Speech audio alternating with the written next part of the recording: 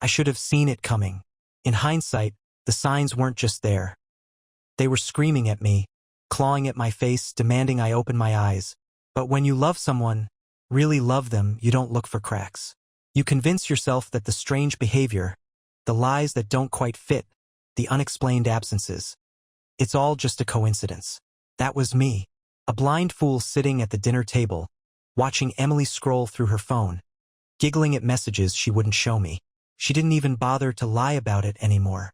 Months ago, she'd have given me some half-assed excuse about work drama or group chat nonsense. Now, she just smirked, locked the screen, and sipped her wine like I was some idiot child who didn't know any better. That night, I couldn't sleep.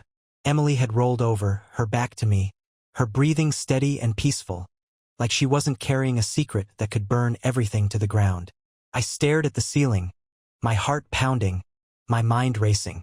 At 3 a.m., she got a message. I knew because I felt the vibration against the mattress. She didn't wake up, but I did. I sat up slowly, careful not to make a sound. The room was dark, the only light coming from the phone screen as it dimmed and locked itself again. My hands felt clammy as I reached for it, my pulse hammering so hard I could feel it in my throat. Password protected, of course. But I knew Emily, knew her patterns, her habits. 3 failed attempts and I was locked out for a minute. I sat there in the dark, the phone in my lap, my stomach churning. Then, like an idiot, I whispered her name. She stirred but didn't wake. I tried the password again. First, her old one, our anniversary. Incorrect. Then, her second one, our dog's birthday. Incorrect. And then, finally, I got it. It wasn't my name. It wasn't our dog. It wasn't anything to do with our life together. It was a date. 3 months ago. I almost didn't want to know. A part of me was screaming to put the phone down, to go back to sleep, to pretend that everything was fine. But I was already too far in. The message that had woken me up was from a number I didn't recognize. No name, just a heart emoji next to it. I miss you. Tonight was amazing. Can't stop thinking about you. The air in the room felt heavier, thicker. My fingers clenched around the phone as I scrolled up. Photos, messages, a conversation so familiar, so intimate, that it made my stomach turn. Emily had another life, one that had nothing to do with me. I don't know how long I sat there, reading. I don't know how many times I swallowed the bile rising in my throat, how many times I clenched my jaw so hard my teeth ached. I just know that by the time the sun started creeping through the blinds, my world was no longer the same. Emily shifted beside me, sighing in her sleep, completely unaware that the illusion was shattered. And I sat there, staring at her, wondering how the hell I had been so blind I don't remember getting out of bed. One moment, I was staring at Emily, her breathing slow and steady like she wasn't lying through her teeth every single day. The next, I was in the bathroom, gripping the sink so hard I thought I might tear it out of the wall. My reflection looked back at me, a man I barely recognized. Wide eyes, clenched jaw, veins in my neck taut like they might snap. I turned on the faucet, splashing cold water on my face, hoping it would clear my head. Didn't. Nothing could. The messages I had read, the words she had sent to another man, were burned into my skull. I love the way you touch me. I can't wait to see you again. I think I'm falling for you. I had spent years thinking she was mine, but in reality, she had been giving herself to someone else. Laughing with him, whispering to him, touching him. And what did I get? The scraps. The leftovers. I forced myself to breathe. In. Slow. Controlled. My hands were shaking, and I hated it. I hated that I felt weak. I hated that she had done this to me. I had 2 choices. I could storm into that bedroom, wake her up, and rip her lies apart right here and now. Or I could be smart. I could be patient. I chose the second option. I wasn't going to give her the satisfaction of seeing me broken. No, I was going to gather every single piece of evidence I needed. And when the moment was right, I was going to burn her world down the way she had burned mine. So I took my phone, snapped pictures of her messages, forwarded them to myself, and wiped the notifications clean. I checked her call log. There was one number she had called almost daily for the past 3 months. I memorized it. Then, I left the bathroom, my heart hammering like a war drum in my chest. Emily was still asleep, curled up in the sheets, her phone now clutched in her hand. I watched her for a second. Watched the way her lips curved slightly, like she was dreaming of something nice. Probably him. Disgust crawled up my spine, but I swallowed it down. I couldn't lose control now. I got dressed, grabbed my keys, walked out of the house without a sound. I needed answers, and I knew exactly where to start. That I sat in my car, gripping the wheel so tightly my knuckles ached. The number I had memorized burned in my brain like a brand, mocking me, daring me to do something with it. I could call. I could text. I could track this bastard down and make him regret ever touching my wife. But I needed to be smart. Emily had underestimated me. Thought I was too trusting, too blind to see the signs. She thought she had me wrapped around her finger. Not anymore. I pulled up a reverse phone lookup site, punched in the number, and waited. A few seconds later, a name popped up. Jason Carter. I didn't know any Jason Carter, but my wife sure as hell did. I copied the name, searched it on social media. It didn't take long. His profile was public. Cocky bastard probably thought he had nothing to hide. And there he was, some gym rat-looking asshole with a jawline too sharp for his own good. His feed was full of workout videos, motivational quotes, and shirtless selfies. A walking cliché. And then I saw it. A picture from 3 nights ago. A dimly lit restaurant. 2 wine glasses. A woman's hand across the table holding his. Her nails were painted dark red. I knew those nails. I had watched Emily paint them at our kitchen table. I had kissed those fingers, held that hand. And now it was wrapped around a fork in some candlelit restaurant, twirling pasta for another man. I felt something snap inside me. I wasn't just angry, I was done. I backed out of the app, took a deep breath, and started my car. It was time to meet Jason Carter. I drove on autopilot, my mind racing faster than the speedometer. Every mile I put between myself and that house, the house we had built together, felt like shedding a layer of my old self. The blind, trusting husband? Dead. The man driving toward Jason Carter? Someone new. Someone with nothing left to lose. I found his gym first. Of course, he had a gym. A private personal training center with his name slapped all over it in sleek, modern letters, Carter Fitness. The logo was some stupid flexed bicep. I almost laughed. This was the guy Emily was throwing away our marriage for? The parking lot was mostly empty, except for a shiny black BMW parked right near the entrance. Custom plates. Carter. Arrogant prick. I stepped out of my car, my pulse a steady drumbeat in my ears. The glass doors were unlocked. The place smelled like sweat, rubber mats, and desperation. A front desk sat empty, but music thumped from the main workout area. I followed the sound, and there he was, Jason Carter. Up close, he was even more insufferable than his pictures. Shirtless, drenched in sweat, flexing in front of a mirror between sets like he was the only person in the world.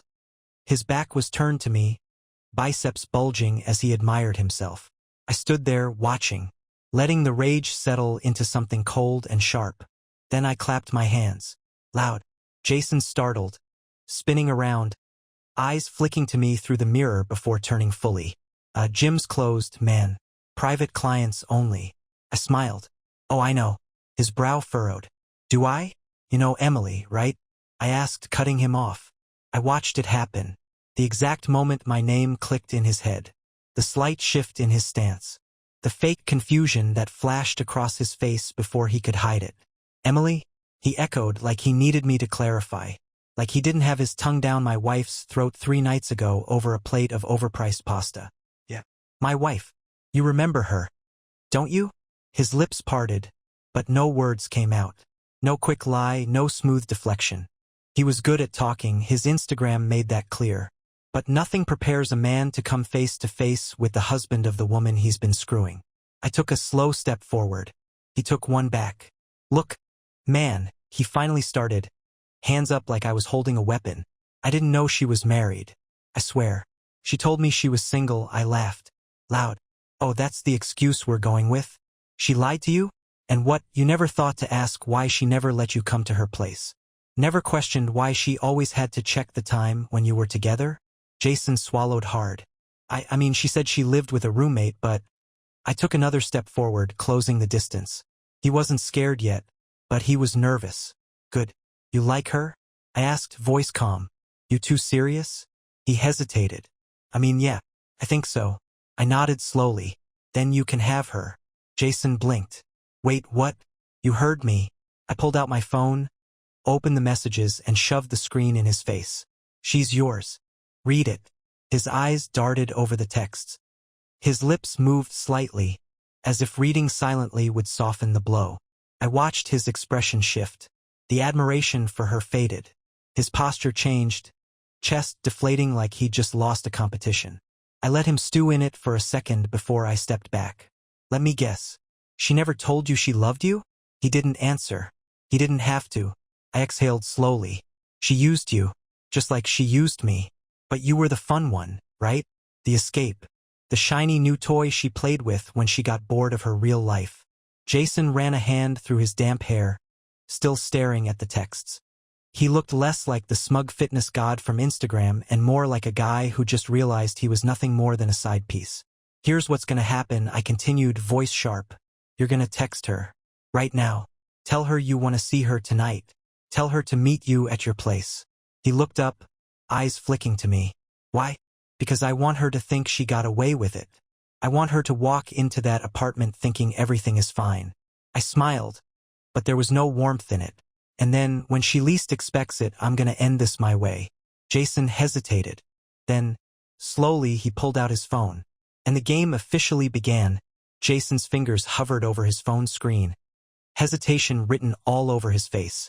He was still processing, still trying to catch up with the fact that he wasn't some romantic hero in a love story. He was just another guy my wife used. Go on, I urged, nodding at his phone. Tell her you miss her, that you want to see her tonight. Make it convincing. He swallowed hard, then started typing. I watched over his shoulder, making sure there was no hesitation in his message. Hey baby, I can't stop thinking about you. Need to see you tonight. My place at 8. Perfect little trap. I leaned in, making sure he sent it. The message went through. Delivered. Read. 3 dots appeared. She was answering. Jason's face was pale as we watched her reply come in. You just made my whole day. I'll be there. Can't wait to feel you again, I smiled. Cold. Sharp. See? I said, clapping Jason on the shoulder hard enough to make him flinch. She doesn't even hesitate. She's got a husband at home. But the second you snap your fingers, she comes running. Jason exhaled sharply, rubbing a hand down his face. I feel like an idiot. You should. I didn't sugarcoat it. But don't worry, you're about to make it up to me. He looked at me, confused. What do you mean? I pocketed my phone. I need your apartment key. Jason's whole body stiffened. Wait, hold on, man, I raised an eyebrow. You do realize I could just send all these screenshots to every one of your clients, right? Let them know their motivational trainer spends his nights sneaking around with married women? His jaw clenched. That's blackmail. No, Jason.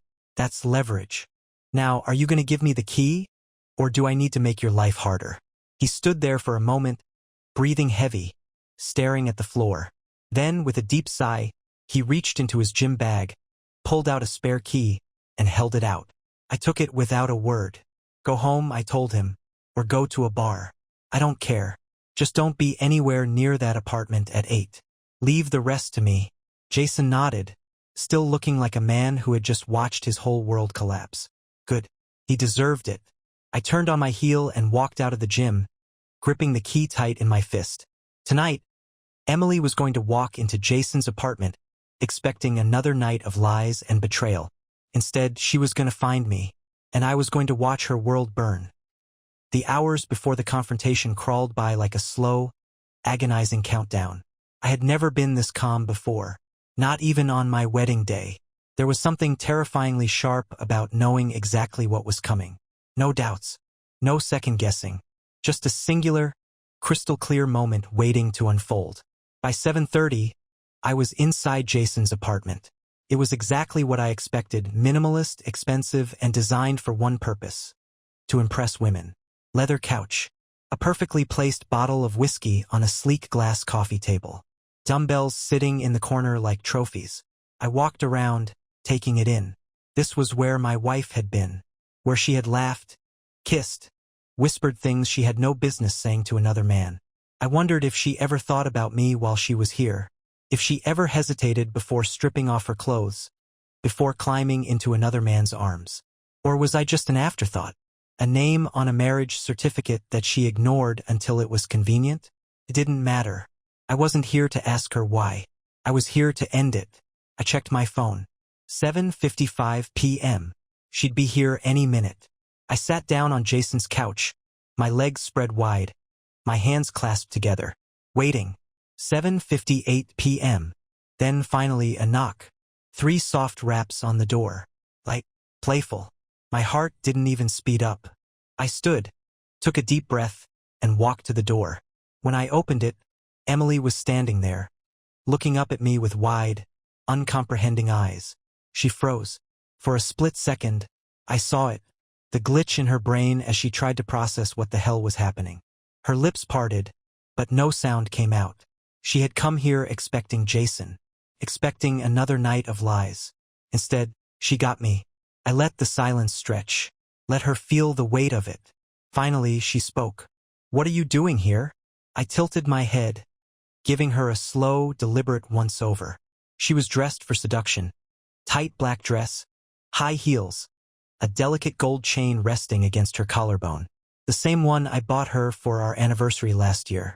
Something inside me twisted, but I swallowed it down. "That's a great question," I said, stepping aside. "Why don't you come in?"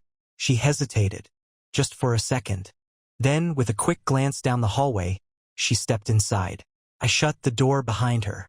Emily turned, clutching her purse against her stomach like a shield. "Where's Jason?" I smiled. "Cold. Not here." The silence that followed was unbearable. She knew. She knew.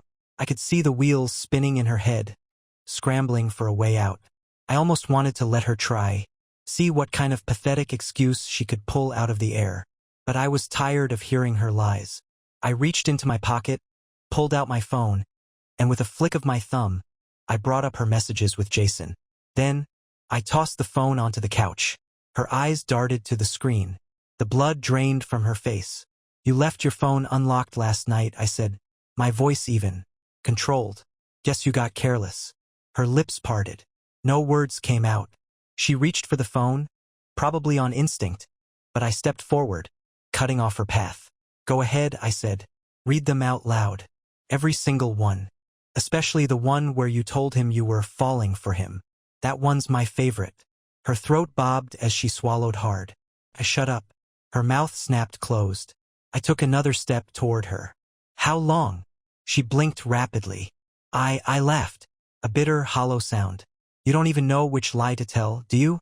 Tears welled in her eyes. Fake ones. I knew the difference by now. "Please, just how long?" She exhaled sharply, looking at the floor. 3 months. 3 months. I had known. Deep down, I had known. But hearing it from her, it was like someone took a knife, slid it between my ribs, and twisted. "And was it worth it?" I asked, my voice quieter now. Emily's lips trembled. I never meant for this to happen." I smiled. Slow. Cold. "Then what did you mean to happen, Emily? You meant to fall on his D**CK by accident?" She flinched. "Good." I let the silence stretch again, letting her squirm in it. Then finally I spoke. "You were going to come here tonight, smile at him, kiss him, tell him all the things you used to tell me. And then what? Go home? Crawl into our bed? Pretend none of it was happening?" Her breath hitched. I shut up. She did. I leaned in, lowering my voice just enough that she had to really listen. "You're going to walk out of this apartment," I said, calm and final. "You're going to go back home, pack your things, and by the time I get there, you won't be in my house anymore." Emily's eyes widened. "Wait. And if you think for 1 second that I'm going to give you a chance to explain, to work on things, to cry about how sorry you are." I shook my head, stepping back. "Don't." She opened her mouth, but I was already done. I turned, walked to the door, and pulled it open. She didn't move. I gave her one last look. "Go." Emily hesitated, just for a moment, and then she walked out. I shut the door behind her without another word. And just like that, it was over. Or at least that's what I thought. I stood in Jason's apartment for a long time after Emily left. Everything was silent. No more excuses. No more lies. Just me, standing in the wreckage of what used to be my marriage. I should have felt relief. I had finally thrown her out of my life, cut her off like the rotting limb she was. But instead, there was this emptiness. A hollow space in my chest where something used to be. Not love. That had died a long time ago. I just hadn't noticed. No, it was something else. Something darker. The feeling of unfinished business. I exhaled sharply, ran a hand through my hair, and grabbed my phone. 8:37 p.m. I was giving her 1 hour. 1 hour to pack her things and get out of my house before I walked in and tossed her out myself. I left Jason's apartment, locking it behind me, and stepped into the cold night air. My mind was still buzzing, still running through everything that had just happened. I had played it perfectly, kept my composure, controlled the situation. So why did I still feel like something was off? I shook off the feeling, got into my car, and started the engine. And that's when my phone vibrated. A text from an unknown number. "We need to talk. Now, it's important." I frowned, stared at the screen. Another text came in. It's about Emily. My blood turned to ice. I tapped the number, but there was no contact name. I started typing back, "Who is this?" But before I could send it, another message popped up. "Meet me at the diner on 5th. Booth in the back. I'll explain everything." I hesitated. My first instinct was to ignore it. Walk away. Emily wasn't my problem anymore. I had nothing left to say about her. But that nagging feeling? The one that had been crawling up my spine since the moment I read her texts with Jason? It was screaming at me now. Something wasn't right. I clenched my jaw, shoved my phone into my pocket, and changed direction. I had one more loose end to tie up. And something told me I wasn't going to like what I found. The diner on 5th was one of those 24-hour places that smelled like burnt coffee and cheap grease. The kind of spot where tired truckers and insomniacs sat in silence, staring at their plates like they were trying to find the meaning of life in a pile of cold fries. I pushed open the door, the bell above it jingling softly. The place was nearly empty, just a bored-looking waitress scrolling through her phone behind the counter, and an old man nursing a cup of black coffee near the window. And then, in the back booth, there was him. A guy I had never seen before, but one look told me he knew exactly who I was. He was young, maybe late 20s, dressed too clean for a place like this. Dark jeans, leather jacket, a watch that looked expensive but not flashy. He wasn't nervous, but he wasn't relaxed either. His eyes met mine. He nodded toward the seat across from him. I walked over, slid into the booth, and leaned back. "Start talking." He exhaled through his nose, like he had been expecting this reaction. "My name's Adam." I waited. Nothing about that name meant anything to me. He studied me for a second, then said, "I used to date Emily." Everything inside me went still. I stared at him, my mind catching up to the words. "Used to?" He nodded. "Yeah. About 2 years ago." 2 years. That meant she had been with me, married, living in our home. My pulse started to hammer. Adam ran a hand through his hair. "Look, I'm not here to mess with you. When I heard she was still pulling the same sh*T, I figured you deserved to know." I forced my voice to stay level. "Still pulling what?" His jaw tightened. He reached into his jacket, pulled out his phone, tapped a few times, and then slid it across the table. I looked down. The first thing I saw was a picture. Emily, in a dimly lit hotel room, wearing nothing but a bedsheet, smirking at the camera. The timestamp? 18 months ago. I clenched my fists under the table. "What the hell is this?" "Proof," Adam said. "She wasn't just cheating on you with Jason. She did the same thing to me, and to the guy before me, and probably to whoever came before him." I felt like the floor had been ripped out from under me. All this time, I had thought Emily's affair with Jason was some new betrayal, that I had caught her early, cut her out before she could sink her claws in deeper. But I had been living a lie for years. I scrolled through the messages. Some from Emily, some from numbers with no names attached. They were all the same. Flirty, secretive, plans made in hushed tones. She hadn't just cheated. She had mastered it. I pushed the phone back to him. "Why are you telling me this?" Adam leaned forward, resting his forearms on the table. Because I know what you're thinking right now. I was you. I went through this exact same thing. Found out, confronted her, kicked her out of my life, thought I was finally free of her. I exhaled sharply. And he hesitated. Then, quietly, he said, 1 year after our breakup, she suddenly showed up with a request that left me completely shocked. A cold chill crept up my spine. I didn't blink. What did she want? Adam's lips pressed into a thin line. Then he said, money. I frowned. What? She spun some sob story. Said she was struggling, that she needed help. Acted like we had this deep connection. Like I was the only person she could turn to. He shook his head. I was stupid enough to believe her. Gave her a couple grand just to get her off my back. I stared at him. And then, his eyes darkened. And then she did the same thing to another guy she used to date. And another. She's been playing people for years. Moving from one man to the next, bleeding them dry, then vanishing.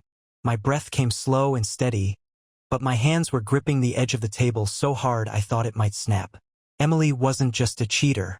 She was a predator. Adam sighed. I don't know what she's gonna try with you, but trust me. She's not done. She never is. I ran my tongue over my teeth, mind racing. She thought she could just use me, take my home, my trust, my love. And then, when I finally threw her out, come crawling back when she needed something? No, not this time. I met Adam's gaze, my voice ice cold. Thanks for the warning. Then I stood up, turned, and walked out of the diner. Emily had 1 hour to get out of my house. And if she was still there when I got back, she was going to regret every single second she had ever spent lying to me. That I drove home like a man possessed. The speedometer climbed past the limit, but I didn't care. My mind was burning, the anger no longer something I could contain. She had been doing this for years. While I sat there, playing the role of the loving, loyal husband, Emily had been moving like a goddamn parasite. Latching onto one man, draining him dry, then moving to the next. And the worst part? I had almost fallen for it. She had planned this. She knew I would throw her out after what happened tonight. She probably counted on it. Just like Adam said, she was waiting. Waiting for the right moment to crawl back with some bullshit story, make me feel sorry for her, and take her back just long enough for her to get what she wanted. Not this time. I pulled into the driveway and killed the engine. The house was dark. Silent. Good. That meant she was gone. I stepped out, shoved the key into the lock, and pushed open the door. And then I froze, because Emily was still there. Sitting on the couch, legs crossed, sipping from a glass of wine like she hadn't just been thrown out of my life hours ago, like she still belonged here. She looked up, smiling like she had been waiting for me. Hey, baby. I didn't move, didn't speak, because at that moment, something shifted. I had expected Emily to be broken, crying, screaming, throwing things, begging, apologizing. Anything that showed she had even an ounce of shame. But she wasn't. She was calm, too calm. And that's when I knew. She wasn't here to fight for our marriage. She wasn't here to beg for forgiveness. She was here because she had already planned her next move. I shut the door behind me, slow and controlled, never taking my eyes off her. You were supposed to be gone. She smiled over the rim of her glass. I changed my mind. I exhaled through my nose. You don't get to change your mind, Emily. I told you to pack your shit and leave. She set her wine down, stretching her arms like she didn't have a single worry in the world. You always were so dramatic, she mused. It's one of the things I used to love about you. I clenched my jaw. Used to? She tilted her head. Come on, you think I didn't see this coming? The second you found those texts, I knew how this was going to go. She sighed, shaking her head like she was disappointed in me. You're predictable, babe. Always have been. I stepped closer, my voice cold. Then why the hell are you still here? Emily smiled, a slow, lazy smile. And then she said it. Because you owe me. The words barely registered. I blinked. What? She stood, smoothing down her dress like she was about to give some kind of business pitch.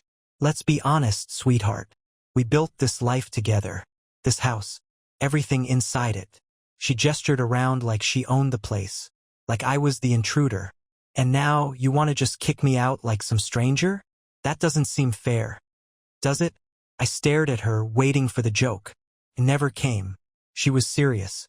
She walked toward me, slow and deliberate, her heels clicking softly against the hardwood. "So here's what's going to happen," she said smoothly. "You're going to let me stay here while I figure things out. Couple of months. Maybe 3.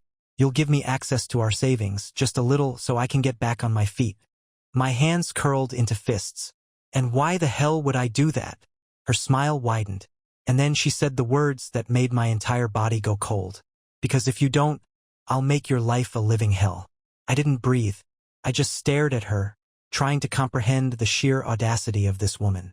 She reached out, brushing a finger down my chest, her voice dropping into something sickly sweet.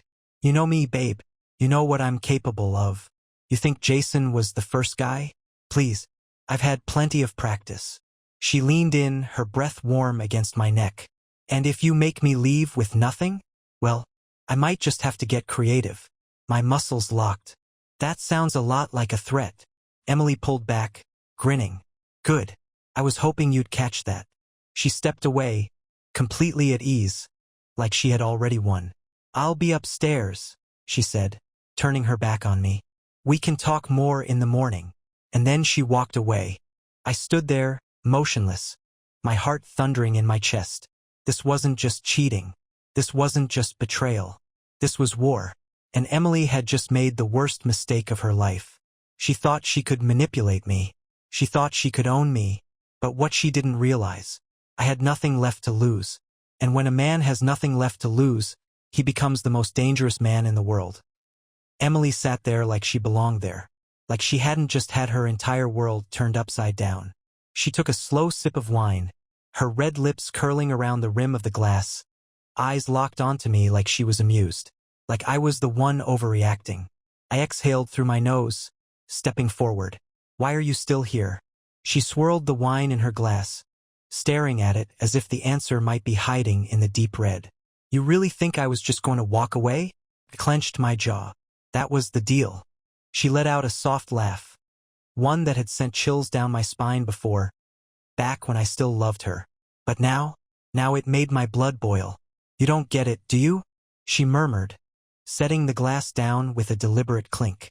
"You think you're in control here." I narrowed my eyes. "I am in control." Emily tilted her head, watching me, studying me. "No, babe, you're playing catch-up." Something in her tone made my skin crawl. She leaned forward, resting her chin on her hand. "You think you're the first man to catch me?" she asked, voice dripping with something between arrogance and amusement. "You think you're the first one to throw me out, to tell me I'm done?" My hands curled into fists. I didn't trust myself to speak. "You're not," she continued, smiling now. "You're just the latest. And the funniest part?" She let out a small sigh, shaking her head. "You actually thought I cared." The room felt smaller, hotter. I took a slow step forward. "So this was all a game to you?" Emily shrugged. "More like a cycle. You men are all the same. You want to believe you're special. You need to believe that you were the one I actually loved. That you were different." She gestured vaguely. "But at the end of the day, you're just another idiot with a bank account and a house." I felt something inside me snap. I lunged forward and grabbed the wine glass right out of her hand. Before she could react, I turned, walked straight to the sink, and dumped it all down the drain. Her jaw tightened, the first real crack in her confidence. "Pack your things," I said, voice cold, steady. "Now."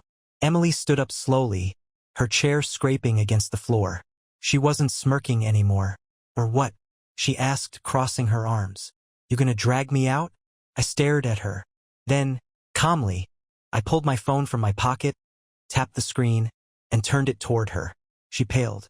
It was a video, the screenshots from her texts, the photos of her in that hotel room with another man, the messages she had sent Jason, everything.